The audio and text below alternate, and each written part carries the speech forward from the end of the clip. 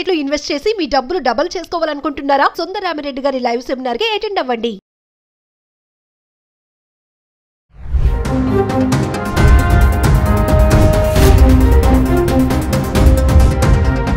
నమస్తే, welcome back to Suman TV. America అధ్యక్షుడు Donald Trump అధికారంలోకి వచ్చినప్పటి నుంచి అమెరికాలో చదువుతున్నటువంటి విద్యార్థులపైన కఠిన నిర్ణయాలు తీసుకోవడం మనం చూస్తూనే ఉన్నాం.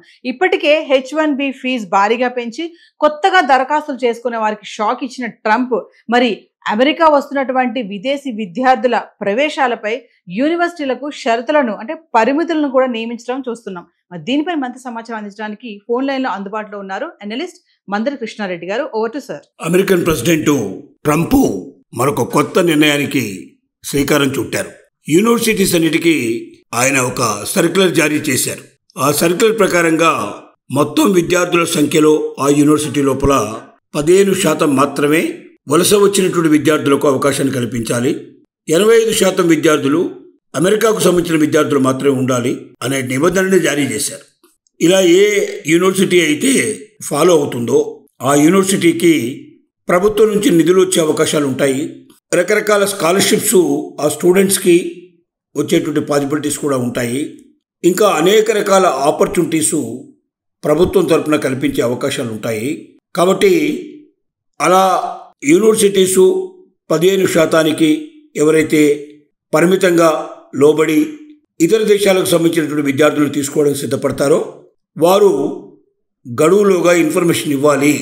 ఏ యూనివర్సిటీస్ అయితే దానికి సిద్ధపడవో అలాంటి యూనివర్సిటీస్ మీద కఠినమైన నిబంధనలు వర్తించే అవకాశాలు ఉంటాయి అనేది ఆ సర్క్యులర్ యొక్క సారాంశం. దీని ద్వారా ట్రంప్ ఆలోచన విధానం ఏమిటంటే ఇప్పటికే యూనివర్సిటీస్లన్నీ కూడా చాలా వరకు తమ అస్తిత్వాన్ని కోల్పోయే పరిస్థితులు ఏర్పడ్డాయి. కారణం ఏమిటంటే చాలా యూనివర్సిటీస్ అమెరికాలో బ్రతుకుతున్నవే విదేశీ విద్యార్థుల వల్ల. విదేశీ విద్యార్థులు మ్యాక్సిమంగా ఉండడం వల్ల వారు కట్టే ఫీజులు, వారు కట్టే హాస్టల్ ఫీజులు, వారు చెల్లించేటువంటి మొత్తంలో ఆ డబ్బులతోటి ప్రభుత్వం యొక్క గ్రాంట్ల మీద ఆధారపడకుండా అక్కడ ఉన్నటువంటి యూనివర్సిటీస్ అన్నీ కూడా చక్కగా తమ పనులు చేసుకుంటూ ప్రపంచంలోనే గొప్ప యూనివర్సిటీస్గా పేరు ప్రఖ్యాతులు వహించాయి అమెరికా లోపల. ఇప్పుడు ఆ విధానానికి గండి కొడుతూ మొత్తం విద్యార్థుల సంఖ్యలో 15% మాత్రమే విదేశాలు, అందులో ఒక దేశం నుంచి ఏదైనా ఒక దేశం నుంచి పర్టికులర్గా 5% మించడానికి వీల్లేదనే కండిషన్ కూడా పెట్టాడు. అంటే టోటల్ 15%, దాంట్లో ఏదైనా ఒక కంట్రీ మ్యాక్సిమంలో మ్యాక్సిమం మీరు తెలుసుకుంటే 5% తీసుకోవాలి. అంటే మిగతా అన్ని దేశాలు కలిసి కనీసం 10% అన్నా ఉండేటట్టుగా చూసుకోవాలనేది దాని సారాంశం. ఇది చాలా పిడుగు లాంటి వార్త.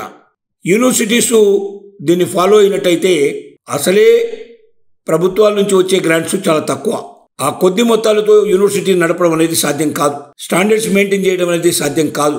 ఇలాంటి పరిస్థితుల్లో ఒకవైపున ఈ ఆపదను ఎదుర్కొంటూనే మరొక వైపున ఇప్పుడు మరి 15% మాత్రమే విదేశీ విద్యార్థుల్ని అక్కడ నిలువరించే ప్రయత్నం చేయాలన్నప్పుడు, ఆ నిబంధన పాటించాలన్నప్పుడు యూనివర్సిటీస్గా పనిచేయడం చాలా కష్టం. ట్రంప్ చెప్తున్నట్టుగా ఏవో కొన్ని మరి ఇస్తాం, కొన్ని అవకాశాలు కల్పిస్తాం, కొంత డబ్బుని మీకు ఇస్తాం అని చెప్తున్నారు. కానీ ఆ గ్రాంట్స్ ఎంతవరకు వస్తాయనేది కూడా నమ్మకం లేదు. ఎందుకంటే ట్రంప్ ఈరోజు మాట్లాడిన మాటకి రేపు మార్నింగ్ మాట్లాడే మాటకి మధ్య ఎంత తేడా ఉంటుందో వాళ్ళు గ్రహించారు. కాబట్టి ట్రంప్ మాటల్ని విశ్వసిస్తూ ట్రంప్ ఆలోచన విధానానికి సైకొడుతూ విదేశీ విద్యార్థుల్ని వదులుకున్నట్టయితే మొత్తం యూనివర్సిటీసే మూతపడే అవకాశం ఉంది. స్టాండర్డ్స్ మొత్తం తగ్గిపోయే అవకాశాలు ఉన్నాయి. చివరికి అక్కడ ఉన్నటువంటి స్టాఫ్కు శాలరీస్ ఇవ్వడం కూడా చాలా కష్టమయ్యే పరిస్థితులు ఏర్పడుతున్నాయనేది వాళ్ళకు పూర్తిగా తెలిసిన విషయమే. ఎందుకంటే అమెరికాలో ఉండేటువంటి స్టూడెంట్స్లో ఎక్కువ మంది గ్రాడ్యుయేషన్, పోస్ట్ గ్రాడ్యుయేషన్ చేసేవాళ్ళు చాలా తక్కువ.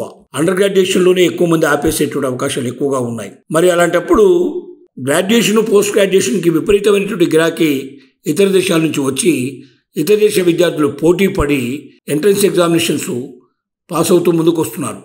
ట్రంప్ పెట్టిన మరొక నిబంధన ఏంటంటే ఖచ్చితంగా పోటీ పరీక్షల్లో ఎవరైతే పాస్ అవుతారో వాళ్ళని మాత్రమే తీసుకోవాలి.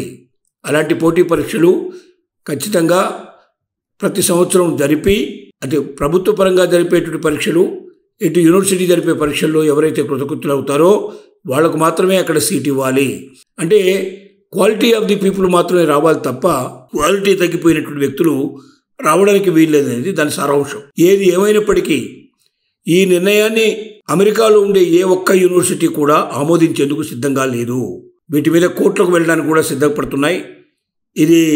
దీన్ని అమలుపరిచినట్టయితే చాలా యూనివర్సిటీసు పూర్తిగా మూతపడే పరిస్థితులు ఏర్పడతాయి. స్టాఫ్కు శాలరీస్ ఇవ్వలేని పరిస్థితులు ఏర్పడతాయి. స్టాండర్డ్స్ మెయింటైన్ చేయలేని పరిస్థితులు ఏర్పడతాయి. అలాంటి అధమస్థితికి తెచ్చుకునే దానికన్నా దీన్ని ఎదిరించి పోరాటమే మంచిదనే ఉద్దేశంతో చాలా విశ్వవిద్యాలయాలు ఇప్పటికే సమాయత్తం అవుతున్నాయి కోర్టులను ఆశ్రయించడానికి.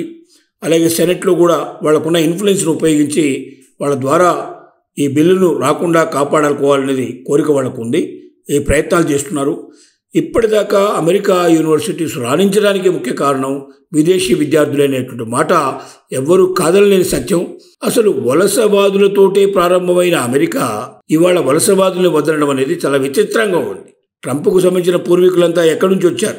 వాళ్ళంతా వేరే వేరే దేశాల నుంచి వచ్చి అక్కడ సెటిల్ అయిన వాళ్ళే, అందులోంచి వచ్చిన వాళ్ళే ట్రంప్. అలాగే అక్కడ ఉన్న వాళ్ళలో మ్యాక్సిమం పర్సంటేజ్ పీపుల్ వాళ్ళ తీస్తే చివరికి వాళ్ళ వంశవృక్షాన్ని మనం పరిశీలిస్తే చాలామంది ఇతర దేశాల నుంచి వచ్చి అక్కడ వలస సెటిల్ అయిపోయిన వాళ్ళే తప్ప అక్కడికక్కడగా పుట్టి అక్కడెక్కడగా పెరిగి అక్కడ జీవితాన్ని గడుపుకుంటూ అక్కడ జీవితాలు ఎవరైతే అక్కడ పౌరులుగా నివసించే వాళ్ళు చాలా తక్కువ మంది. కాబట్టి వలసతో ప్రారంభమైన జీవితాలు వలసల్ని వద్దనేటువంటి స్థితికి ఎందుకు వచ్చాయనేది ఒక పెద్ద విచిత్రమైన విషయం. ఈ విషయం లోపల ట్రంప్ చేస్తున్న పని ప్రతి ఒక్కరికి బాధ కలిగిస్తోంది, ఏవగింపు కలిగిస్తోంది. కానీ ట్రంప్ మరి ప్రెసిడెంట్గా ఉన్నాడు కాబట్టి అతని ఆర్డర్స్ని పాటించకపోతే ఏమవుతుందనే భయాలు కూడా ఉన్నాయి. ఏది ఏమైనప్పటికీ ఈ పరిస్థితి ఇలాగే కంటిన్యూ అవుతే అమెరికన్ ఎడ్యుకేషన్ సిస్టమే పూర్తిగా కొలాప్స్ అవుతుందనేటువంటి చాలామంది మేధావుల అభిప్రాయాలుగా వెలువడుతున్నాయి.